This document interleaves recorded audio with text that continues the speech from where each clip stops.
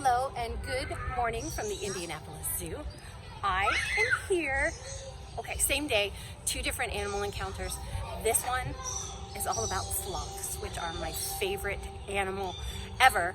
And I feel like Kristen Bell with the whole crying thing, so I'm gonna try and keep it together. I've been anxious over this for a couple of days, knowing that this is very emotional because I love them so much. But anyway, yes, we're gonna head in and do the sloth encounter. I did a rhino painting adventure, which was amazing too, and I'll be sure and put that link down below.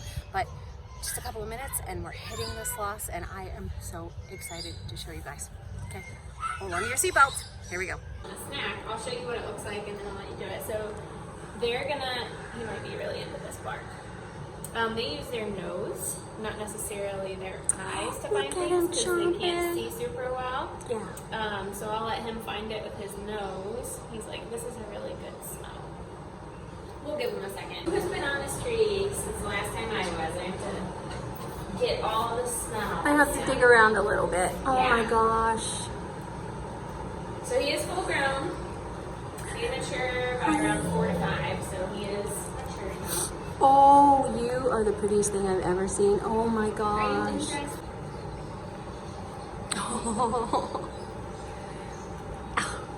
I like this bit. His back leg is essentially backwards. They're flexible. Yeah, Very no kidding. You're a gymnast, aren't you? Just hold on and record you feeding him. You got it? Yeah, thank you. Hi, buddy. Oh. Look at you. And a snack. Attention.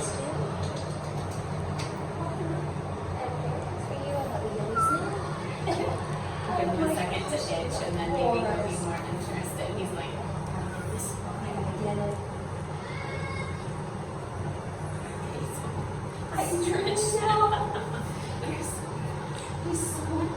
They get themselves in really awkward positions sometimes. I'm like, how are you going to get out of this one? Mr. Sebastian, sir? Look at you, he is so precious. Yeah, he's very handsome. Oh, he has a lady friend named Solana. And they see that. Yeah, they've kind of grown up together. They were both rescued in Panama. So they were born in the wild. Oh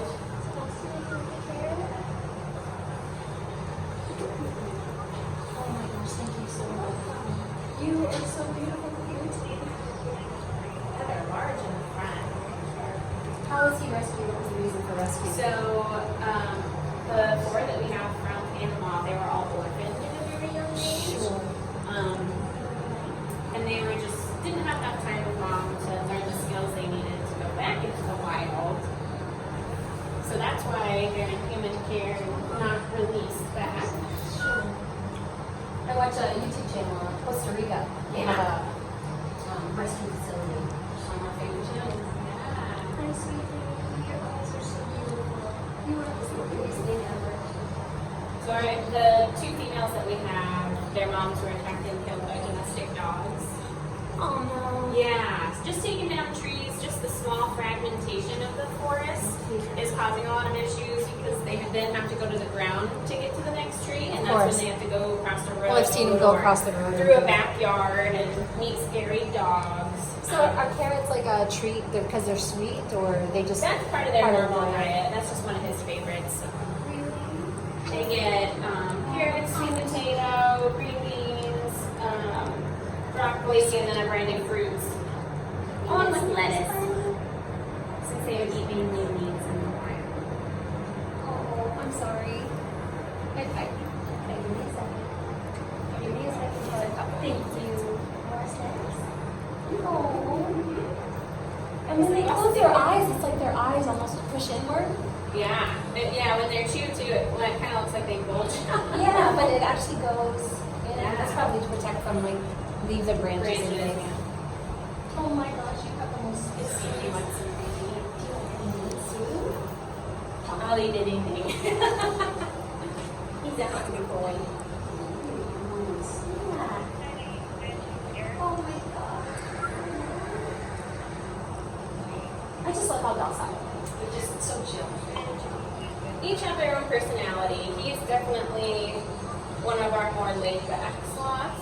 There are some that are more active, but Is he pretty vocal? Because I know the babies make that normal noise. no, they don't really vocalize much at all. Sometimes if they're upset, they'll hiss or kind of grunt a little bit, but we don't hear much of that. You're welcome. All right, we're back to the scratching. Sebastian would come in, do his business, and then just leave. And then it's all on mom to take care of the baby by herself. So the only reason they're still together and they seem to enjoy it is because they were raised together in a sanctuary in Panama. Okay. And they kind of gravitated towards each other. Sure. They enjoy spending time, so we've just allowed them to continue to do that until they tell us otherwise that they're not super happy. So we thought maybe around now when they hit sexual maturity that might change and we might start to see a little bit of aggression or them spending time apart, but we really haven't seen much, so we're just going to let them keep being together until they tell us otherwise. Good chewy spot. They sent Mark by kind of stamping their hind end on branches. Oh, This spot needs to go. this spot needs to be mine. You're vicious, aren't you? So their nails are actually extensions of their finger bones that are covered in a nail sheath. That way they're extra strong and can support their body weight as they hang upside down in the trees all day. So you never have to cut their nails. We do trim them a little bit. In Okay. the wild, they would naturally wear them down climbing through the trees. But since they don't have to climb as much here to forage for their food, we do give them a trim about once or twice a year. So I'm going to zoom in. Is where the dark bit is? Would that be the extension, and then the lighter part is their nail? You can see it underneath Yeah. there, yeah. Wow. And every once in a while, they will just naturally break off a little bit too if they get too long. Sure. It is. But you have to hear birdies all day, huh? He really is beautiful. He has pads on the bottom of, so he has like a foot, a sole. Yeah. And they do not like those being touched. Mm-mm. I They're can't very imagine. sensitive, Very so, ticklish? Yeah. When we do Look at this touch ankle. their nails, we make sure we stay right at their nail. Sure. In the wild, they would each have their own territory of a few Oh. acres, and they would just kind of roam around there and forage for different leaves. That's a every day. sizable territory. Yeah. And it might overlap with the other spots that they didn't like their space. Oh my gosh. You just scratching your mouth, and that was the cutest thing I've ever seen. Lana were all cuddled up together. They're really good. So depending on the sloth and their personality, you can train it sometimes as well. We've done that. You just have to be really aware of their how they're feeling. You know, they don't have expressive ears and a tail like a lot of other animals. They don't vocalize. So really being able to understand how they're feeling, you have to tune into those really small details that they might be showing. My camera just got touched by a sloth. Really, How long are your encounters normally? usually around 30 minutes. That's a long time. Yeah. Everybody gets to feed and get their picture and just learn all about all things sloth. So worth it. He's really active. Too. I Usually- noticed. Yeah, usually after Another about nose 10 boob. to 15 minutes, they just curl up and go to sleep. Nose boob times 2, buddy. Oh. I don't even care that it's out of focus. Yeah, that is one thing we talk about.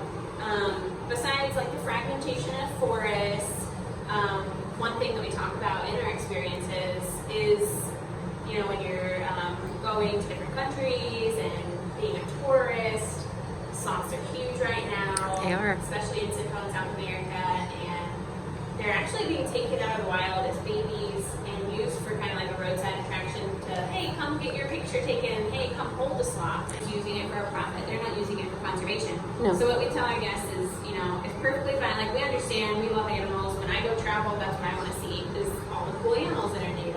Mhm. But just make sure you do your research and see if they're AZA accredited, they're actually using that money for a good cause and treating their animals appropriately, not taking them from the wild and using it For profit. Yeah. Good to know. There's plenty of good places out there to kind of look for them. Their actually saw on Instagram the other day, one of the sloth conservation sites posted a picture. It was a three-toed, but they had a little backpack on them that collects data. Oh my gosh. That was so cool. They started installing, I've seen a lot in Costa Rica, they call them sloth bridges, but they're just like a big rope that they're connecting over roads and a lot of places where they're having, they're finding a lot of sloths mapping across or power lines. Oh, that's amazing. Yeah. Good. And they've seen a lot of success with that, so. Do you see his feet back here? They're crossed and twisted. Wow, you are agile, sir. All right, guys, that will do it for my behind-the-scenes sloth encounter at the Indianapolis Zoo, and it's taking everything in me to not keep looking at him. But if you have hung in to the end of this video, thank you so much. He's just adorable and worth every second on camera. If you like our channel, please consider subscribing. If you like this video, give it a thumbs up. And you know what? Let me know. Have you ever been to the Indianapolis Zoo? And if you have you ever done a behind-the-scenes animal encounter? Because they have five different ones, and I will link them in the description box down below. So until my next adventure, thank you for watching, and we'll see you soon. Bye. Super professional, yeah. Thank you, Mr. Sebastian, sir. Thank you for the nose boops. I will cherish this camera case.